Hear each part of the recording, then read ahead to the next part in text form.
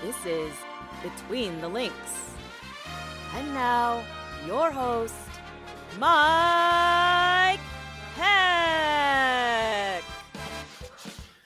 The iconic voice of Esther Lynn welcomes you to a brand new edition of BTL. Yes, happy Thursday to us all, and it's an especially happy Thursday for a couple of reasons. First, it's UFC 308 Eve. At this time, 2 days from right now, we will be in the middle of the ESPN prelims, making our way to Robert Whittaker versus Khamzat Chimaev, making our way to Ilia Topuria versus Max Holloway for the UFC featherweight title, the fight everybody in the MMA community is looking forward to, and we'll discuss those fights and much more. And the second reason I'm especially happy is because of the panel this week. So let us introduce them. First, he's Mr. No Gray Area, the hot take kid, the Baron of Boop, and the unofficial Fight Circus ambassador from MMAfighting.com, Jed Meshew. Jed, how are we feeling on this UFC 308 Eve? It's been a mixed week, Mike. I got all sorts of feelings. You did the town hall with Don Davis that I have feelings about. I broke my toe earlier this week. I got feelings about that. And I came into today ready to give some young whippersnapper the size 10s. I thought there was animosity here. And in the pre-show, this is all good vibes. So I'm losing my edge. I don't know, but it's fine because UFC 308 kicks ass, and none of these people are here to see me anyway, so get to our guest. Nine Toes Jed Meshew, and his opponent, very special guest, rapper, producer, songwriter, chef, TV host, and by cracky, he is an MMA fan, a huge one, weightlifter, fitness enthusiast. The man is changing the shoe game. He is the one and only Bam Bam Baklava, Bronsolino himself, Action freaking Bronson in the house. Action Bronson, there he is. How are you, sir? Good afternoon. How's everybody doing? This is amazing. This is one of my favorite shows on earth. Jed, that's a lot of fucking hats hanging up. What the hell is going on over there? You all right? And I also take issue with some of the Don Davis shit. Who in God's name fucking wakes up every day and eats Chick-fil-A? Every day Chick-fil-A? Was he out of his mind? I thought of that last night when he said it. I was like, okay, whatever. Mike does Dunkin' every morning. You know, I can't judge people there. But yes, that is a lot of Chick-fil-A. And hey, don't mock my wall of hats. You got to have a different hat for every fit. You should know this. Yes, they're all straw hats. Whatever. I can diversify in the same genre. It's okay. I love that. It's honestly, I'm jealous. That's the problem. Well, I'll ship you a couple. It'll be okay. I got a few to spare. And I know you wear a so. size 10 because after a nice interaction, I always love to send a gift basket. Oh, thank you. I size 10, hit me the new kicks. I'll wear I them will. everywhere. People will suddenly buy them because I'm rocking them. You're cool. You're the man. You guys are ill. I love it. Let's get it fucking moving. Let's go. Very happy here. Action. Very happy all of you are watching here live. So let's get into some house cleaning before we get into why we're all here. Let's put a bow on this past weekend's festivities. Let's start with Francis Ngannou and the Professional Fighters League. We had Battle of the Giants this past Saturday. Francis Ngannou returns to MMA with a very heavy heart and, as usual, very heavy hands and some wrestling to boot. He destroys Renan Ferreira in the first round. Ruthless ground and pound. Leaves the man unconscious, and reminded folks following the two boxing matches just how dangerous he could be with the 4-ounce glove. So, Action, I will begin with you. Francis does the damn thing on Saturday in Saudi Arabia. What was your reaction to it? I love Francis. He tells a story of struggle, of immigrant, of migration, which all human and animals do. They need to do that. My family migrated here. I'm a first-generation American on one side, second on the other. I understand that struggle. So he tells a story that resonates with me, as well as is one of the scariest individuals that you'll ever see. I sat behind him at a few events before, and very stoic, just like you could just feel like there's a very serious presence in the building. No leg kicks were going to stop that man. His wrestling they got him keyed up over there. They got him keyed up. He's looking like, I mean, He's looking like a world beater. I'll give you all those cliches. I love Francis, and I honestly love everything that's happening for him. And he took a gamble on himself, but it's easy when you're one of the scariest humans in the world. But he had to cash that check, and I feel like he's been doing that. And there's nobody really I've made a list of people for him to fight, and it's ridiculous. Rugrug, sign him. Phil DeFreeze, where are these guys? Is he under contract? What about Pujanowski? Bring him in. That's right. Bring him in. I take my money. Anything Pujanowski does. I don't know. Is there just a guy that's just drifting along heavyweight not on the UFC roster that's coming up to an end that they could just snatch up, that they're ready to get rid of, that's around that area? I like Volkov. He's coming, he's looking like he's getting a lot better recently. He's getting stronger, more confident. You tell me. Other than that, I love Francis, and I'm very happy for this. Yeah, Pooj would be fun as hell. Jed, we reacted to the knockout in real time on the watch party, the emotional aftermath of everything, everybody in the cage. 5 days later, Jed, we've let it simmer a little bit. Biggest takeaway from Francis's performance, the build to it, the aftermath, etc. Dude, it was what he needed, and it was what PFL needed, right? Like, we talked a lot in the build-up, man. This is supposed to be their big event. I don't know if I'm feeling it. The energy's not quite here. What is Francis going to do? Like, what if he loses?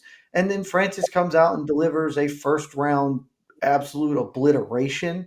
And you could just see, I forget who it was I was listening to, so I'm sorry if you are listening and catch me just copying your lines, basically, of look what happened after he won. Francis was so overcome that he didn't get up and stand and celebrate. He just kind of squatted next to Henan. And as like he reckoned with what has happened to him this year and what this win meant, the struggle to get here. He clearly needed this for himself. Obviously, the PFL needed a big night, a big performance in a major way. We've already mentioned it. Don Davis was, speaking with you yesterday. He made some claims. I won't repeat those claims because I don't have verification that the ridiculous numbers he says are true. But if so, the event, like Francis was brought into PFL to lift this organization up, to elevate it. And whether or not he did numerically, the story that was told, the conclusion, the journey, the emotional dump at the end was really significant, man. And like he did his job damn well on Saturday. He left everybody feeling good about the event. But I got to get to Action's point because I don't know if you were going to ask this, Mike. I don't know if this was part of the plan, but I've been thinking about this since probably 3 minutes after the event. I had a thought, and I wasn't on the post show, so I couldn't share the thought then. And I wasn't on to the next one. You guys do a wonderful job, you and AK, but I wasn't there. And I've been thinking about this the whole time. I would love for Francis to fight the winner of Rug versus Anatoly Malik in the one heavyweight championship. Let's go. That would be sick. But here's what needs to happen. And I don't know if it will. But fans of this show are going to see me say something I've never said on live broadcast before. I support John Jones. Because Francis can't call out John Jones. There's no world that this happens if Francis and Don Davis are calling for this fight. But if John Jones goes and whoops up on Stipe Miocic at 309, and he gets on the mic and says, Dana, done everything you guys have asked. You said yourself, Dana, you put me in a room with any man walking the face of this earth, and I'm the guy who walks out. I want to be put in that room. I want to be put in that room with Francis Ngannou. We have unfinished business. Let me fight him, please. That gets past him having to fight Tom Aspinall, the Alex Pereira fight, which probably won't happen. And maybe, it's a long shot, but maybe if John Jones is the one who calls for it, maybe that fight actually can happen because that is the biggest fight in MMA right now. It is a fight that I still need to see, even more than I need to see John versus Tom. I need to see that because of the unfinished business between those two. And so that is what I am hoping will happen at 309. And then the Francis opponent will make itself clear. We won't have to reach for somebody else. It will be evident. Wow. I'm Heavy. stunned. I'm stunned at this. You'd rather so you're on John versus Francis over John versus Tom? I didn't think I would hear that from 100%. you. 100% I'm on that over that. Ready for Because that? Well, I'm ready. they have so much history, man. Like, let's see that resolved. What do you think about that, Action? Turkey, you got Turkey involved now. There's been so much money being thrown around and so many hands, so many handshakes. Something could happen here. There's nothing that you can never say no until it's fully a no. So someone needs to get in the room together and they need to make something happen here. Other than that, I mean, honestly, for the PFL, it's like WWF and WCW.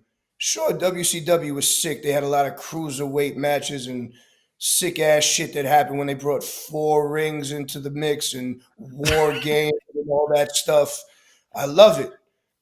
But it's just the brand. It's not shot the same. It's just not the same. It doesn't give it the same vibe. I'll watch anything fight. I'll watch anyone fight.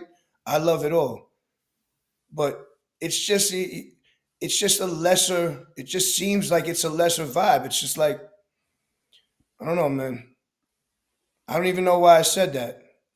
You know why? Well, I'm glad you did because Because, like at the end of the day, he's always talking mad shit about how he's like, just fucking take care of home instead of like worrying about everyone else's shit. That's what I do with my life. I'm not saying that's what everyone else should do, but I feel like that's a great motto. Well, I want to go back to that for sure because you make a great point, Action. And Jed, I'll go to you with this because PFL has a little bit of momentum now. They came out of this event. People were talking about them. People were interested. And you could say what you want about Don's graphics because, boy, everyone knows we've had fun with those graphics on this program in the past. But, it drew interest. Like, look at the website. Look at the traffic it generated. People cared about what PFL did on Saturday. So what do they need to do to keep this momentum rolling? Because as Don said on the town hall yesterday, they did one really good thing that was suggested on the post-fight show. Give away the world championship card for subscribers. Just do that. That's step one. And then we kind of just go from there. And Don went out there and did it. So how do we keep this momentum? How do we get people to continue to care about PFL heading into 2025? So I think that was the big one, right? Like coming in saying, hey, we're not going to ask you to pay for another pay-per-view after we just asked you to pay for this one. We've been saying for years that I know there are economics to it, that they want to do pay-per-view, but they should be in a drawing eyeballs business, and you draw more eyeballs, the freer your product is. If they could start paying people to watch their product, that would be better for them. But in the absence of that, giving away the championship for free, if you are a subscriber to ESPN Plus, I think that's like a good next step. The issue is when you're in a position like them, you need to be able to capitalize on that next step. And I always like the PFL championships. I think I'm probably in more of a minority of the fan base. It's like, because these fights mean something, they are $4 million, even if maybe the names involved. Ain't nobody that pumped to see a Popov fight or whatever. Like, I still like fights with stakes. You got to be able to convert this kind of momentum and goodwill into something tangible. And the way you do that is with dope fights. And this isn't pro wrestling. They can't, choose the outcomes and make this happen. It is just rolling the dice that the PFL championships in whatever 3 weeks or whatever it is ends up being sick, And so hopefully that's the case. But if it isn't, what they need to do after that is you have to be leading to the next thing. Because this is where PFL will always struggle to me. Because the UFC even has a little bit of this, but they are so ingrained as a promotion that it doesn't matter. But yes, the end of the year is kind of a downtime for everybody, but that is a death sentence for an organization that needs momentum like PFL. If they go to the championship and if this event's awesome, well, they're not doing anything else until February, or maybe they'll do a January thing with the Bellator stuff. They don't have a next event to capitalize on this energy. And so they need to find a way to turn if they get energy off the championship, or to say, hey, okay, championship's over, we're moving on. We're moving on to this tangible item next up. And it needs to be something with gravitas. Preferably it would be a Francis Ngannou is doing something. He's boxing Deontay Wilder. But whatever it is, they need to pull a rabbit out of their hat and say, hey, championships are over. It's on to the January event, January 5th or whatever date. And here's why you should tune in, because they have lost a ton of momentum with it by not having this sort of thing to follow up their high water marks. And I'm concerned that it's going to happen again. Action, you mentioned with PFL, focus on what you're doing, be the best you that you can be. Don't worry about Dana. Don't worry about the UFC. But as someone who watches the product, what do you want to see from them? Like, what will get you excited about PFL heading into 2025? Utilizing their roster, matchmaking, using their sick-ass fighters to fight other sick-ass fighters, not just making some, trying to, pulling rabbits out of the hat. For me, I don't want to see Deontay Wilder fight and guys. It's ridiculous. That's not going to end well. And I don't think that there's any speculation that Deontay even has a chance in that one. This is crazy. Like, look what he'll take him down in 2 seconds and just fucking pound him out. It's not worth it. You want to get the best fighting the best, and they have great guys on their roster. And they, like he just said, he has how many guys in the top 25 on the roster, correct? Match them the fuck up. Match them up. Want to see good fights. That's it. Build them. Make it for stakes. Make it, if it's not for a belt, make it for a contender. Make it for number one contender. Build some sort of I don't know, just some sort of some energy behind it, and not just it's not just organic. You have to kind of push you have to push a touch of the narrative, and then everyone follows along. But you have to be sure of the narrative you want to push, or else everyone's going to just fucking dilly-dally, and it's going to be all over the place like the way it is. It was good to see Don open to ideas about just making the season format fun, doing a call out round, which I thought was really cool because people kind of seeing what they're doing. Yeah, the draft calling. Yeah, you got to come up with shticks, like when they used to do the weightlifting in the middle of the ring for no reason, see if Barbarian could bench 500 pounds. Have some sort of skills event. I love the All-Star game with a skills event. Come on, let's see him. Come on, there we go. Come on, get him. Action. I've been arguing for 5 years that they need to do a combine. Let's a combine. Everything needs a combine. Everything needs a combine. It's more content. It gives you I like to scout. I watched the NFL combine. I wish I would have been in it one day. I've been to the draft at the Garden and at the theater at the Garden. LeVar Arrington's neck was like this. Bro, I've been there. You know what I'm saying? I love that type of shit. I need breakdown analysis. I need to see the specimens in front of me. Dude, give me a combine where they're just hitting the punch machine. And up next, Francis Ngannou gonna try and break his own record. Can he put a dent in this Oldsmobile? Or just do cool shit. A bonus round from Street Fighter. That's it. Exactly. Break the barriers. So sick. What I'm talking about. When you got to get black belts and shit in karate, don't you have to do things? Let's go. This is martial arts. Din Mak. I want to fucking see it. There you go, Don. And by the way, if you want to make the fans happy, do exactly what these two gentlemen are saying. Plus sign Parker Porter, and then I think you're on to something. The fans are just in unison to sign Parker Porter. They want it so badly. It's unbelievable. You turned Parker Porter into such a thing, Mike. He's the guy. He's the guy. But but let us move on. This is tough. If one of you guys drop Parker Porter, it'd be an automatic point for you. But this is a tough round to score. But the point for round one goes to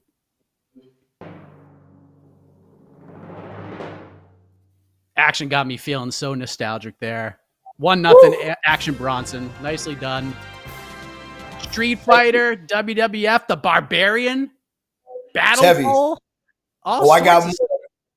Oh, yeah. You're speaking my language. You are speaking my language. But Another event happened on Saturday, and look, no disrespect, we're going to roll through this kind of quickly because I know what you all want us to talk about. We're going to get there in the next round, but UFC Vegas 99 happened this past weekend. Anthony Fluffy Hernandez just beat the holy hell out of Michel Pereira, and he told me last week he wanted to make a statement. He's ready to get to a title fight, and while he's not there yet, this performance was something else. He definitely took that next step. So Jed Meshew, he did it against one of your guys. You speak glowingly of Michel Pereira. What did you think of what happened this past Saturday in the main event? I mean, it sucked. It didn't suck because Fluffy is obviously like an exceptional talent and fighter. Like this dude's a top 10 guy. I know the UFC rankings don't have him that. When we update our rankings, he will take a pretty major jump for me. I love Michel Pereira. He is a psychopath in the best way possible. Like all I want is to see Michel Pereira fight Dricus du Plessis and just do very, very silly things in the cage. And we're probably never going to get that at this rate because Fluffy just, I mean, I don't know of a harsh enough word for what happened. Mike, you know my feelings on the phrase weaponized cardio.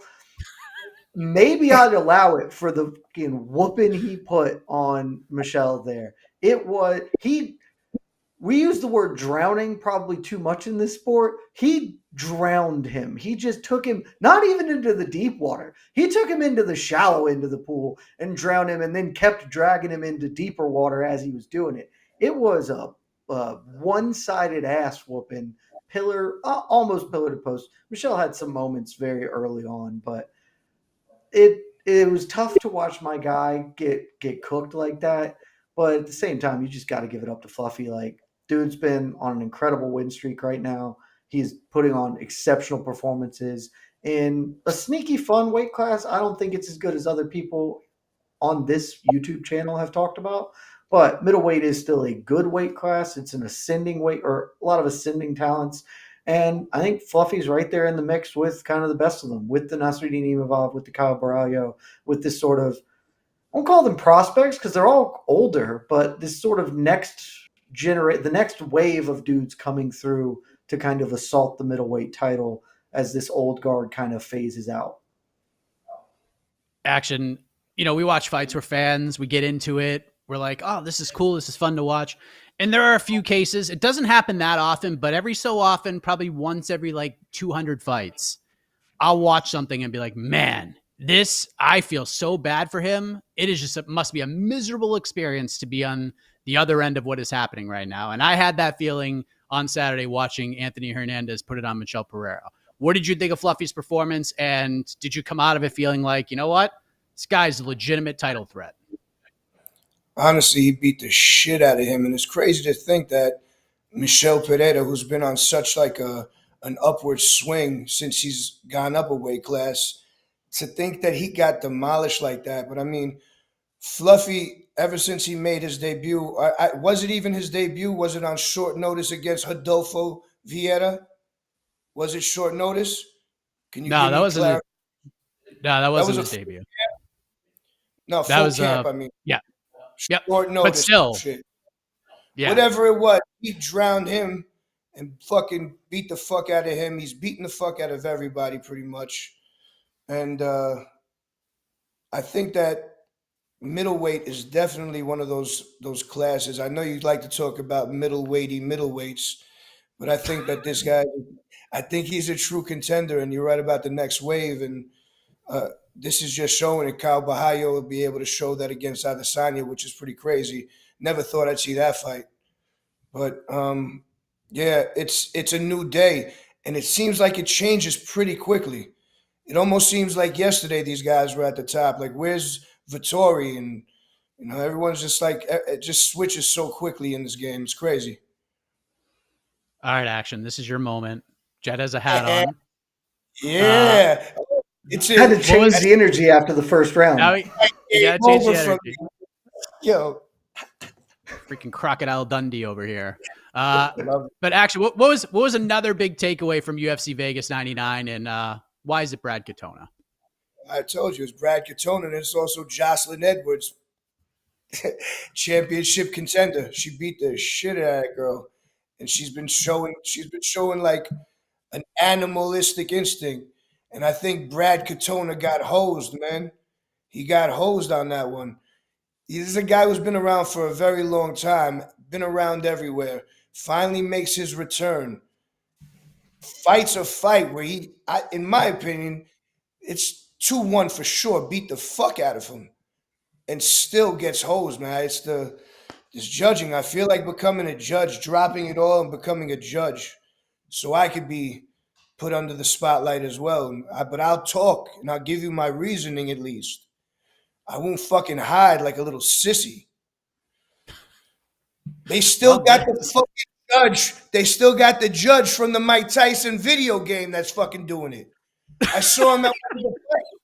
What in God's name is he doing? He's in fucking the video game 1988. Nothing would make me happier than to hear Bruce Buffer. And your 3 judges for this UFC 308 main event: Sal D'Amato, Derek Cleary, and Action Bronson. That'd be the funniest shit in the world to me, man. Do it. Be a judge. So kick ass. I'm doing it. I'm dropping it all. This is my calling. My calling is to be in this world. Action Bronson is going to save MMA officiating and judging. Maybe you could be a ref too. Maybe you can actually penalize fighters for infractions. Frank Trigg's a ref. Come on, I'm a ref. I love this. I'm a ref. Jed, what say you? When we look back at the end of the, I've refereed many back fucking alley fights in Ireland. Real men fighting it out, duking it out. I've been asked to referee those matches, and I've done decent jobs. I feel like I'd be okay for this one.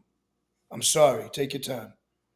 The Nevada Athletic Commission needs to give you a call. But Jed, when we look back at the year that was 2024, and we think about the greatness that was UFC Vegas 99, of course, we'll remember Anthony Fluffy Hernandez. What else will you remember about the card before UFC Vegas 100? I mean, there are 2 answers. One's the right answer and one's the me answer. And I'll start with the me answer, and it's Austin Lane.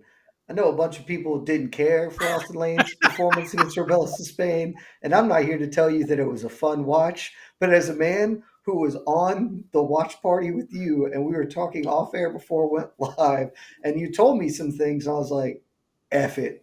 Rebellis is about to get cooked. Lane by decision plus 1,100, and I fired a bet. That was electric to watch. So yay for my bank account. But the real answer is, dude, what are we? It's Rob Font, man. Like, I keep thinking Rob Font is cooked, and Rob Font keeps not being cooked. Rob Font he's on a tough streak overall lately, right? Like, he's won 2 of his last 6 fights or whatever. Those losses have been hard losses against some of the very best fighters in the world. But amidst this run, he has been put into the position of, hey, you need to be the old guy who falls on his sword against this next crop, this guy coming up. I was super high on Adrian Yanez.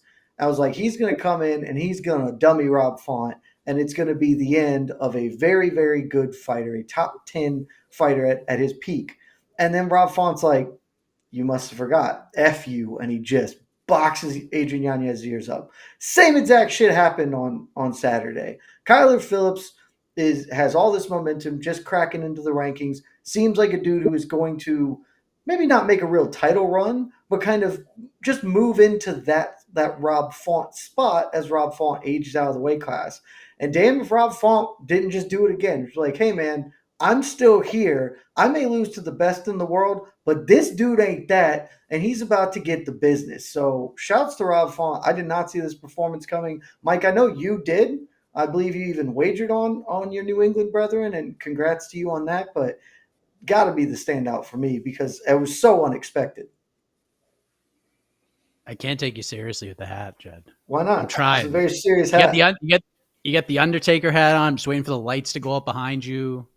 It's hilarious. Maybe it's the ear pods attached to the hat, like just underneath it. There's a vibe. You certainly have changed the vibes. Can we rock it to the side? Just get a little action. That's good. All right, I like it.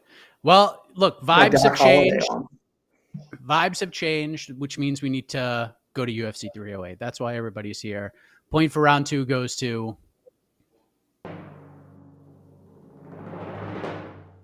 My favorite Amish journalist, Jed Meshew. 1-1, nicely done. Tip the cap. I said absolutely nothing. Stoned. Well, look, what a time to be here and talk about UFC 308 because everybody is excited for this card.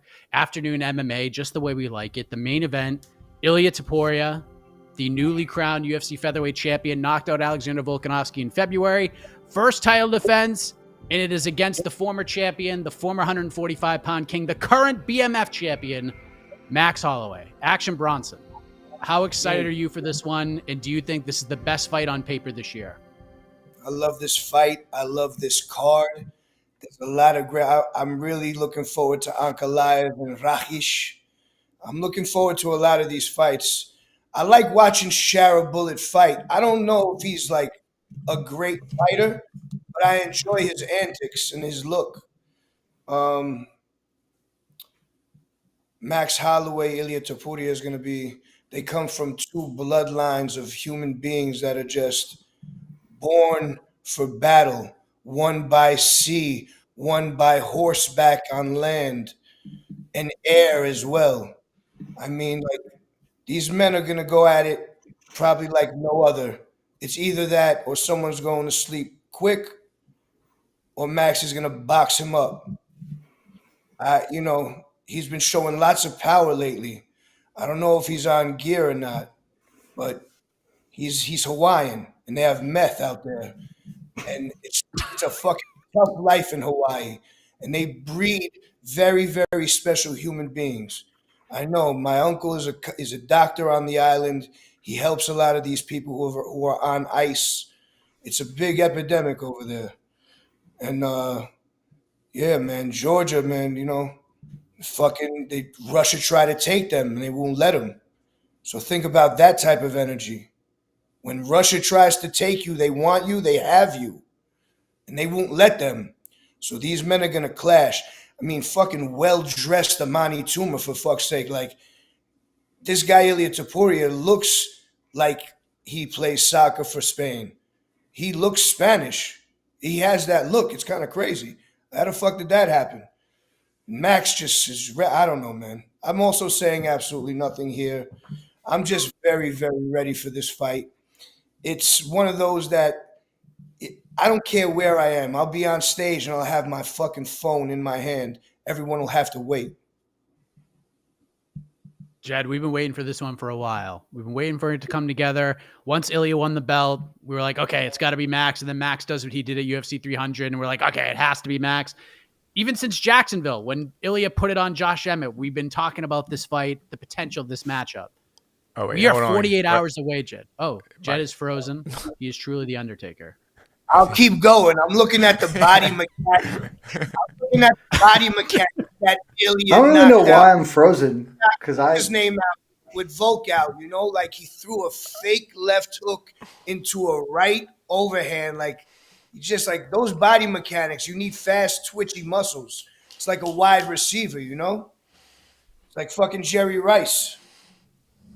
What do you think of Ilia's? Because Ilia was very confident heading into the Volk fight too, Action, because he already changed his Instagram profile to like featherweight champion before the fight happened. He feels like he's going to knock out Holloway faster than he knocked out Volkanovski. The man is just oozing with confidence, as you said, dressed like a couple Billy up on that stage at the press conference earlier today. What do you make of his confidence? Yeah, man, he looked like $1 trillion. That's what I'm saying. When you look like $1 trillion, you feel like $1 trillion. You're ready to, you feel like you could take on the world. It all starts there. You have to look at yourself in the mirror and convince yourself first. And I feel like that's what he's done. Jed, welcome back. This is the fight, right? We've been waiting for this for so long. We're 48 hours away, Jed. Where are we at here? Dude, I am freaking pumped for it, man. Like, shouts to Chungus Supreme on Twitter, who established like what you guys were just talking about, kind of the vibes and the look at the press conference today. He said, and I'm paraphrasing slightly, but Ilia looks like a dude who gives John Wick a tough fight for like a minute before getting killed. And Max looks like a dude who finished second to Dom Toretto in a Fast and the Furious race. And I was like, it nails the vibes perfectly. because that is like the energy that they both are carrying here. I couldn't be more excited about this fight. And I'll be honest, like after Max won at UFC 300, everybody was immediately on Max versus Ilia, Max versus Ilia. This is the fight, and I wasn't there. I was like, I would love that fight. It's a great fight, but I didn't feel the same yearning for it that a lot of other people did. That this is the only fight that matters, and I don't know why. But as this fight has gotten closer, as I've taken more time to look into it and kind of just think about what is going to happen on Saturday. Dude, this is one of the best fights the sport can produce right now.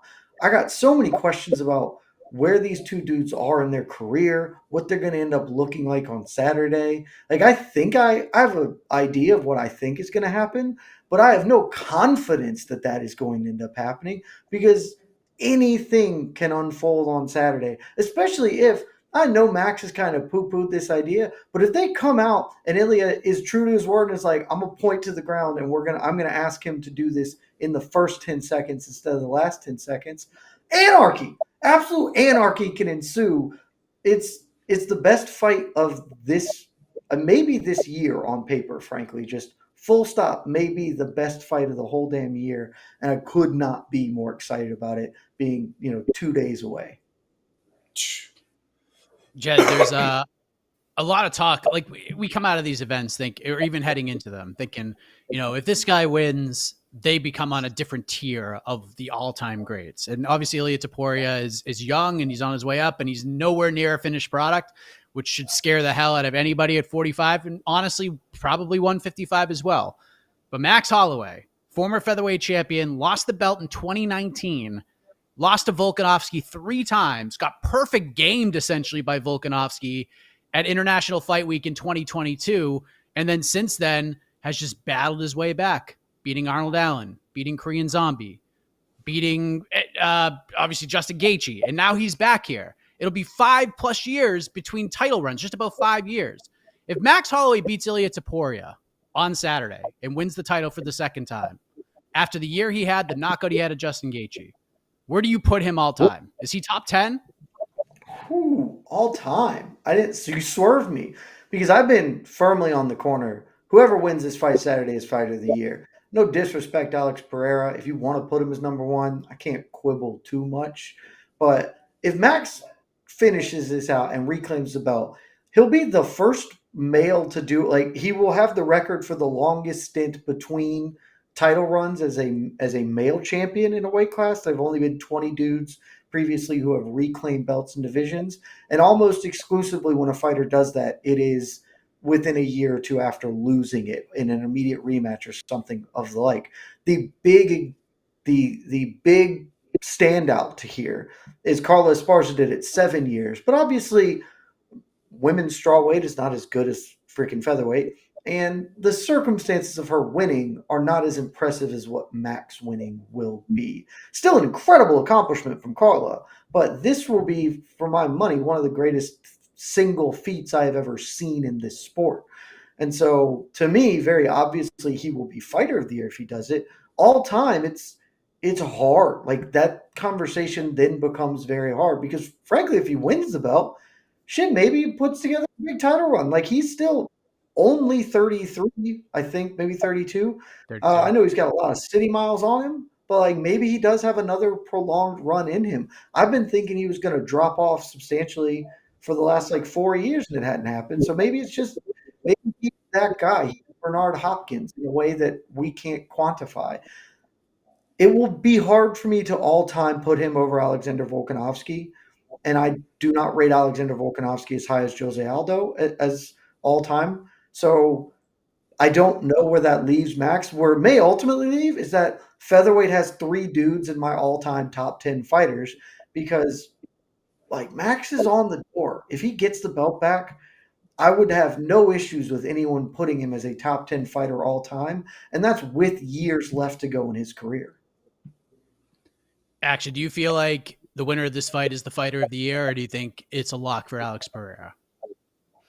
I believe what Alex Pereira has done has been absolutely unbelievable. But I do agree that probably I would say if Max wins, He's the fighter of the year as well. I mean, he's a beloved figure. There's people in this sport that are great. They're superstars. But then there's beloved figures. That man could literally do nothing else for the rest of his life, come back, get standing ovations forever. He's this era's guy. You know, he's top 10 for the people who've been watching from, I don't know, maybe the mid 2000s or the late 2000s. If you're like real true before that, and of course you're going to put some people in before that, but uh, I think that Max is the two weight classes, just the longevity. The longevity. He's been able to just like, and it's not always taking a pounding. He takes a pounding, but he's shown that he could not get hit also. But then he doesn't get he's just one of those fighters. He's just like, you love him. You love him. He can't do any wrong. So to me, no matter what, he's in that top 10. And Ilia is on his way up. You know, this is like new guy versus old guy, even though Max is not an old man. But I don't know, man. You know, this boxing. Boxing is like, I don't know, if you could box really well, it's fucking dangerous.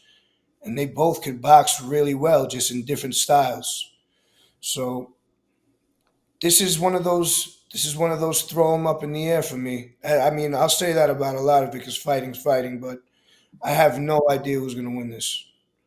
But I'm so I need this in my life. This is why I love this shit, because I'm just ready to go right now. Daytime also, come on, It's the best. Absolutely. Sign me best. up. Sign me up. Jed, I mean, look, we'll reveal the spoiler. I know we have a preview show tomorrow, but we'll obviously switch roles and all that fun stuff. But you said you think you know how this is going to go. How do you think it's going to go? In my head, Ilia Topuria is supposed to win this fight. Max is whoever is the guy coming forward is going to win the fight, and I think Ilia Topuria is more proven to back fighters up as consistently as he wants to, whereas Max is more open to fighting on the outside, being pushed around. He can come forward and will come forward, but I think that is really the determining factor of the fight, because Topuria is much worse the very few times we've seen him moving backwards. And frankly, Max is a worse fighter on the back foot than he is when he has the initiative. He's coming forward. There's a billion different tactical adjustments. You've seen them all over MMA Twitter. Everybody's got a breakdown on this fight because it's so good. And I don't need to get bogged down into like why I think the things are going to happen there. But mainly I just think Ilia that Volk is better at fighting off the back foot than Max is and had success, but Ilia still ultimately got to him.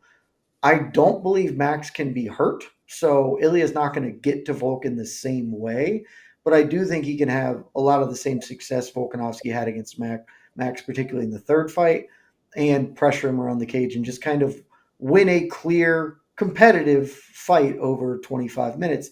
If he chooses to do that, the big question I have for Ilia is, does he really think he can knock out Max Holloway? Because he can't. Because no man can. You give me a baseball bat in 24 hours and I wouldn't put a dent in that man's head. So, like, if he comes out here and does the Conor McGregor, Nate Diaz thing, is like, all I have to do is hit him and he will fall over. Ilia is going to get gassed out and tuned up when he realizes that, oh, I can't, now I'm tired and he's still standing. And now Max is coming on to him. So, I got a million questions. I think Topuria is smart enough not to do that. And so I think he will win, but you can't feel confident about the outcome of this fight. This fight's just going to be completely bananas on Saturday. Action, is this going to the cards? Are we going to need Judge Action Bronson to weigh in here? Hopefully not. You don't want to send them to the judges because you never know what's going to happen. You know that. And I'm easily greased right now because it's not official. But I really do. To see Max folded up the way Volk got folded up, I never thought I'd see Volk get knocked out like that either. I had no visual reference to seeing that in my life or thought that would happen. So, I mean, everyone has their time. The time comes for every man. And I just don't see it. I don't see it. But if Ilia does win, he's knocking him out. I don't think he's going to take him to a decision. I think that Max puts out so much volume. He's like the king of a 5-rounder. He could fight 25 rounds. It's all the same shit. He'll need one. He could go 6, 7. He's just going to need more rounds. So I just feel like to win, Ilia knocks him out. For Max to win, decision. Oh my God, I cannot wait for this freaking fight. Watch party's going to be electric. Can't wait for it. 1:45 p.m. Eastern start time for the watch party, so get excited for that. Let's move on to some other fun things that are happening in UFC 3. As great as this fight is, there's some other cool things happening as well. Point for round 3 goes to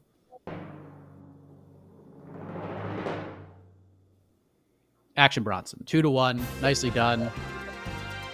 Got goosebumps, my man. Jackson, you've watched the show long enough. My points don't mean shit at the end of the day. The true judges are the live viewing audience. Jed, I'll just go right to you because I feel like things are starting to brew up a little bit here, but this fight, especially because of the main event and how excited everybody is for it, Khamzat Chimaev's fighting on Saturday, and he looks healthy. He was at the press conference. He was at media day. I assume he's going to weigh in tomorrow. Dude looks, like I said, he looks healthy. He looks normal. He doesn't look depleted. He looks good.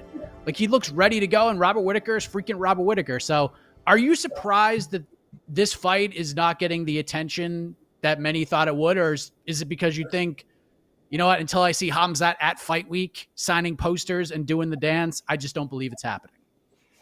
Mike, before I even get to that, I need you to reach up behind you and knock on that wood. Don't you hex this man.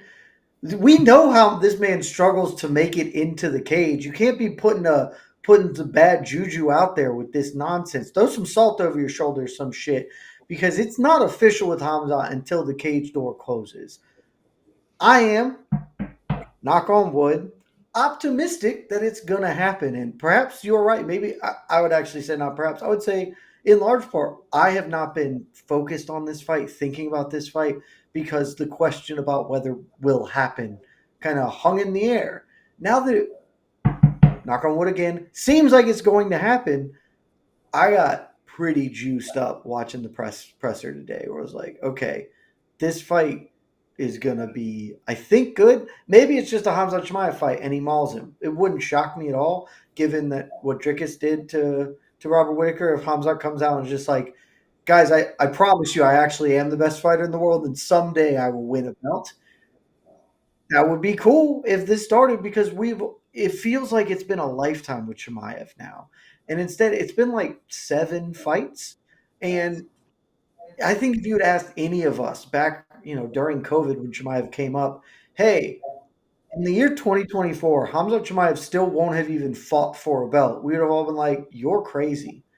It's like, not that he would have lost. No, he didn't even get an opportunity to compete for a belt.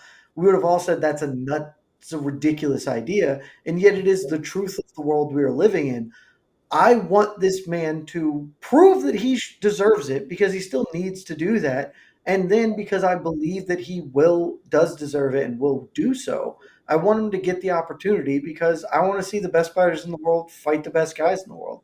And for the last few years, Chimaev has been tough to sort of get where I think he is supposed to be going. So now that this fight looks like it's on track, the matchup itself is freaking awesome. It's Bobby Knuckles, baby. Who isn't excited to watch Bobby Knuckles go to work, particularly given what he did to Ikram Aliskerov on 3 hours notice or whatever that was. Like, this fight rocks. The fact that it's 5 rounds is awesome. Like, this is exactly what you want for a co-main event, with a main event that is so, because a lot of times you could take this main event and just be like, we don't need anything else. This sells itself. The rest of this is poop soup. Nah, they gave us a heater of a co-main, and the rest of the card, which we'll get to, there's a lot to like in the rest of the card as well. It's not amazing, but there's a lot of quality, and the top 2 fights are so good. I can wait for Saturday. Action, if you told me 4 years ago from right now that, hey, in 2024, Khamzat Chimaev will not not even just not be a champion, but he won't even have fought for a world title. We all would have thought you were crazy if you said that. And now here we are. We're just waiting for him to get back in the octagon. And he's fighting freaking Robert Whittaker, who's going to be a UFC Hall of Famer, former champion, looking to get his way back. How pumped are you for this fight? This fight is like one of those that you circle. You scribble all around it. I'm so psyched for this fight because I love to watch Robert Whittaker fight, but I love to watch Khamzat Chimaev fight. He trains with a good friend of mine, Ilia, who I just randomly met walking the streets of Sweden back in the day of Stockholm. He goes to me, brother, he just pulls up to me in some little ass car. He hops out with slippers on. Brother, I'm UFC Europe fighter, Ilir Latifi, Albanian. So immediately we hug, give each other a kiss on the cheek. You already know how that goes. And he's been my brother ever since. He tells me this guy's a fucking absolute animal. They train at All Stars over there in Stockholm. Next level stuff going on over there. The man you see with his glasses, the intelligent thug look with the hair right now, that's the look I want. That's how I want to look at all times. That man looks like a fucking assassin. Gentle. He doesn't talk with a loud voice. He talks very softly and he's very serious. This man, we've seen Robert Whittaker get absolutely demolished before. I love the man, but I really do think that this is going to be a mauling. I believe that this is going to be a one-sided affair if I had to pick. I believe that the man is feeling much better now. His health seems to be in order. Long COVID seems to have gotten so many different fucking people, that weirdo shit. Who knows what the fuck it is, from not having his paperwork set up or whatever the case may be. They're from a land where shit goes down. You understand? Like, it's not regular over there. So we have to be cognizant of all that type of stuff as well. So I'm just happy that this might go down. But this motherfucker's playing rugby fucking basketball like they're in Rikers Island.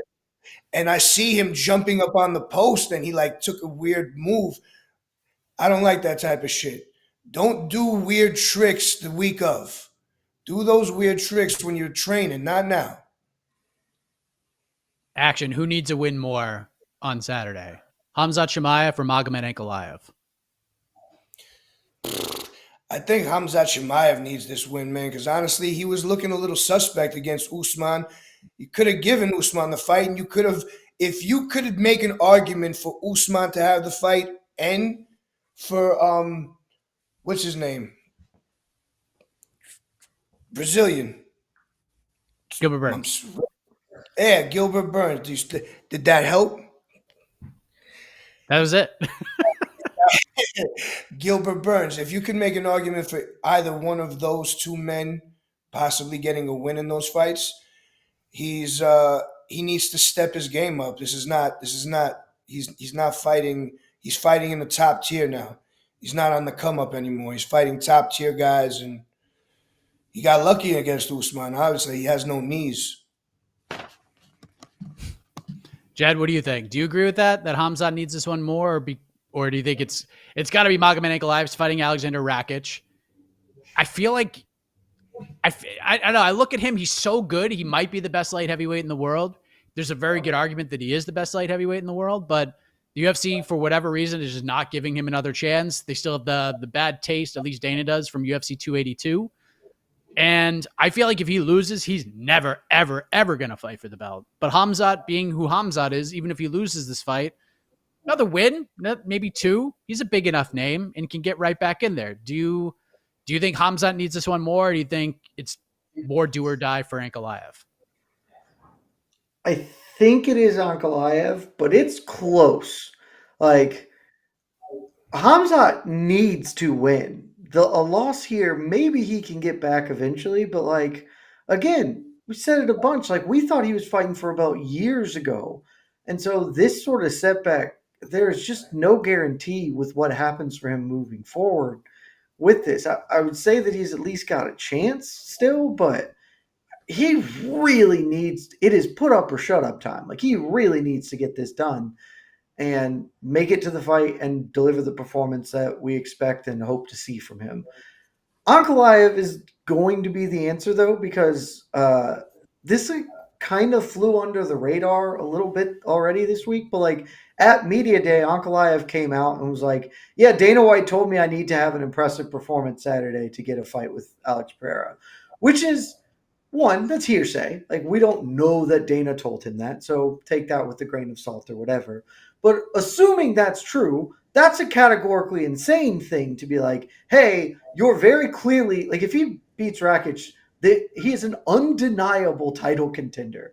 Like he already should have gotten a title fight. If he beats Rakic, there should be no standing in his way. So if this did happen and Dana did really say he needs to win impressively, not just win, well, we're living in the silliest timeline because that would be insane for that to be the case. And I believe that it's true. I am willing to believe that Dana White said that because of the way they have treated him, because of the fact that he should have been the one to at least get offered the fight against Alex Pereira in Salt Lake City. And Dana, when asked pointedly about it, was just like, no, he is already booked. Okay, but why is he booked? I don't know, whatever, man. He's already booked. We did Khalil Roundtree, suck it. Like, they don't want him to fight Alex Pereira. It is pretty obvious. And maybe it's not that they don't want to fight Pereira. They just don't want him near the belt. So I believe him when he says this, man. And he has to be the answer of who needs to win the most this weekend. But I do think Chimaev is like right behind him. He desperately needs to show up and get things done because his career is kind of hanging in the balance. Last thing on this, Jed, I'll start with you. Best fight on UFC 308 that nobody's talking about. Ooh, that nobody's talking about on old 308. Tough because everyone is kind of talking about the big ones, and I don't want to go. I'm going to go with the best fight is Miktabek Orolbai versus Matusha Becky. And that has kind of it's been already co-opted this week of like nobody's talking about how good this fight is to the point that people are talking about it. But that fight absolutely bangs. Like Orolbai kind of came out of nowhere and just is unbelievable. Like I think this guy is a top 10 talent and just needs the win to prove it. Rebecca been around for a hot minute, is like a top 20, 25 guy. We're talking about, again, the best weight class in the sport in lightweight. You mix two top 25 guys, it's always going to be amazing. This fight, I think, will have unbelievable grappling exchanges going on. The work on the floor is going to be sick. And I think Orolbai is going to come in here and get another big performance over a really tough guy that a lot of people don't know about. And he is going to continue to be kind of the hardcore delight of like, hey, this is the dude at lightweight that you should super not want to fight because he's going to beat you and you're just never going to get any credit for it because people don't know him. But he does have a fun hat, Mike. And you know what I like to say. If you've got a difficult to pronounce name and a fun hat, you're probably a badass. Actually, what say you? What's the low-key banger? I mean, it's not really that low key. I would imagine it would be Jeff Neal Dos Anjos, you know?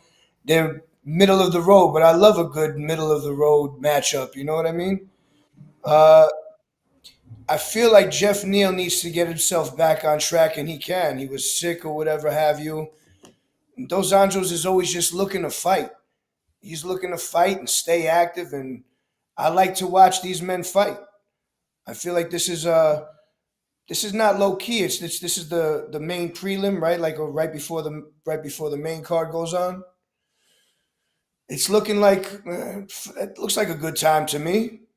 I don't have the fucking thing in front of me, or else I'd be able to tell you a better one with like wilder names. Run through it real quick for me, and I'll pick it better. I mean, Jed, I actually think that's the right answer because that would have been my other answer if it wasn't Orolbai. Yeah, Jeff, Rebecca. I'm sticking with it. Jed likes it.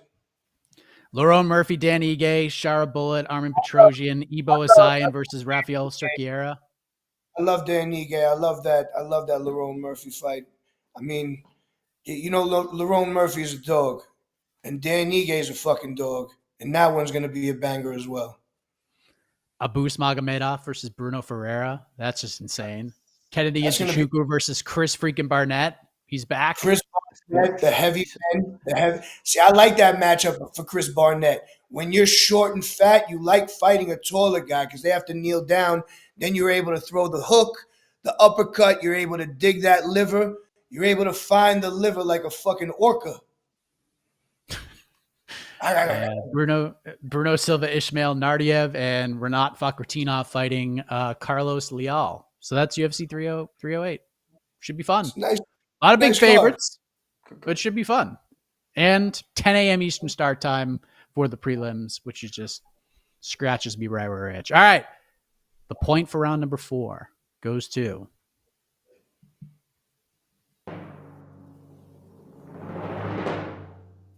It goes to Jed. Oral by Rebechki is friggin' redonkulous. Let the confetti fly. And you know what that means? It is time for one more question. It is time for the knockout round. One question for each of these gentlemen. Thank you. They will each have 60 seconds to give their answer. And Jed, I'm not even going to give you the option. I'm going to make you just go first because it's my show and that's what we're going to do. And you have a funny hat on, and the funny hat tells me you're ready to kick things off. I love a funny hat. Yes. So at the UFC 308 press conference, Jed, we learned a valuable lesson. Closed mouths don't get fed. As we saw, a fighter outside of the UFC goes up and gets on the microphone and asks Dana White, hey, give me a shot at the UFC. I'm 9-0 and all this. And they have a back and forth. And Dana says, look, come on up, go to the back. We'll get you squared away. We'll talk. Brings him up on stage and goes to the back. So Jed, closed mouths don't get fed. You have a microphone, you have Dana White right there, and you have 60 seconds to ask for anything you want. Anything at all. What are you going to ask him? 60 seconds on the clock. Go. 60 seconds to ask Dana for anything that I want. And I want a lot of things. Man, you gave me a really difficult question here, Mike. All right, I got 60 seconds, close mouth. Dana, there's a lot that I could ask you for, and I'm just going to have to go with the thing that I've already mentioned today because I know you hate doing it. I know you don't want to do it. I know that there's no good business reason to do it. Give us Francis Ngannou, John Jones. I think John Jones would accept that fight if that fight was an option. You've done things you haven't wanted to do before. I'm old enough to remember when you said, I don't really care about Conor McGregor going over into boxing. The price was right. We can get that price right. I believe Turki Al-Sheikh will get that price right. You don't have to co-promote. I'm sure PFL will let you just have Francis for a day if you can put PFL shorts on him or something. We can figure this out, but that is the fight that we need. You promise. You say that you make the fights we want to have happen. This is the time, Dana. Do it. I mean, that's a solid answer. It's a solid answer. All right. It was very strong. Action. You have the second showcase here. You got Dana. It could be a fight. It could be a wish. It could be something promotionally. Whatever you want. Action. 60 seconds. Dana White. You got the mic. Closed mouths don't get fed. Go. Well, Dana, I would like to sit next to Joe Rogan for every single fight that he calls. I would like to sit in on the meetings.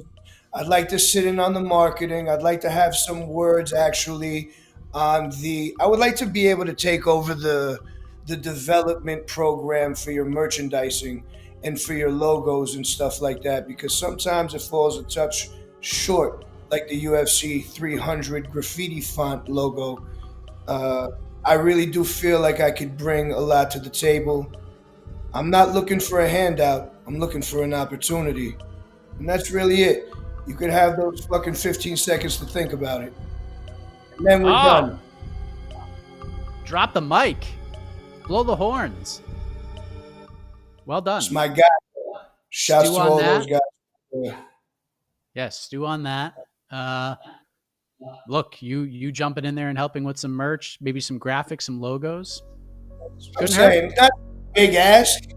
It's actually me doing you a fucking favor. And I think a lot of people would agree. Jed, you're muted. Whoops. Let's get AB in the booth. We're not wheat. Dude, Action in the booth with Rogan and Anik would be Rogan, third man in the booth? I fucks with that. Let's go. Let's That'll be a go. lot of fun. Time to vote. Vote in the poll. Who wins? Action Bronson, Jed Meshew. I think we're all winners here. Don't forget, if you want to take a little nap, not a bad idea because Yeah. what? Peace out. 1 a.m. Eastern time. That's when the weigh-ins are happening. So we'll see what Khamzat Chimaev looks like. We'll see what Ilia and Max look like. We'll see what all the fighters UFC 308 look like. We will be live streaming 1 a.m. Eastern tomorrow morning. The official weigh-ins, ceremonial weigh-ins. I think they're at 8 a.m. Eastern. I don't really know, but just follow the UFC and you'll figure that out. We'll have a preview show sometime tomorrow, probably around lunchtime. And then we'll get ready for Saturday. We'll have the People's Pre-Fight Show bright and early. Get your coffee ready. Get your dunks. 9:30 a.m. Eastern time for the People's Pre-Fight Show. Might actually be a little bit sooner than that. And then Chick-fil-A if you're Don Davis. little Chick-fil-A. Little Chick-fil-A. And then watch party, 1:45 p.m. Eastern. Post-show, Jose's in Abu Dhabi. Videos, all sorts of fun stuff. And we have Casey here, sleeves optional, which must mean we have a winner. It's my favorite style of shirt, Casey. Thank you. Yeah, let's go. Let's go. Oh, no. Let me take this off, actually. Are we doing that? The whole thing here. All right, let's fucking go. Let's go. Oh, God. What's going on here? I got excited. All right. We have a game show. Your winner today with, oh my God, it's a blowout. It's not even close. With 70% of the votes is, jeez, not even close. Yeah, let's go. Action freaking Bronson. Let's go. The people's champ. I don't deserve you. But like I said, any good interaction, I will be sending gift baskets over. Make sure you send sizes and everything that you wear. And I love everybody. Casey, Jed, Mike, 8K, Jose, all you motherfuckers. Let's go. Staff up. I'm on staff now. I'm on staff. I accept. We could use you. We could definitely use you right now. We had some people leave us. So, actually, where can we get the new kicks? Where can they get the new kicks? Doesn't matter. I love you guys. Fuck all that bullshit. I'm sending you. Nobody needs to know nothing. Fair enough. What a guy. Jed, how we feeling here? This is an ass whooping. Yeah, it was fun. Take my hat off to the man. I'm better in person. Ooh, well, maybe we'll get a in-person BTL one-day action. Give me a chance to run it back. Thanks for coming, guys. This was fun. Shout out to Don Davis, who did the town hall yesterday. He didn't have to. Didn't love everything he said, but takes a man to step up and do that. So, boys, I can't be mad. We're 48 hours away from 308. Let's get busy. Damn right. Hit the music, Casey. We gone. Busy day ahead. Paige Van Zandt is about to slap somebody. So if you're into that thing, go watch it. But busy day, busy time. UFC 308. We are fast approaching. We're about 48 hours away from the main card kicking off. We have shirts coming off. What a day it has been. For Casey, for Action Bronson, for Jed Meshew, I am Mike Heck. The iconic voice of Esterlin takes you home. Back next week to react to it all. Good night, everybody. Love y'all.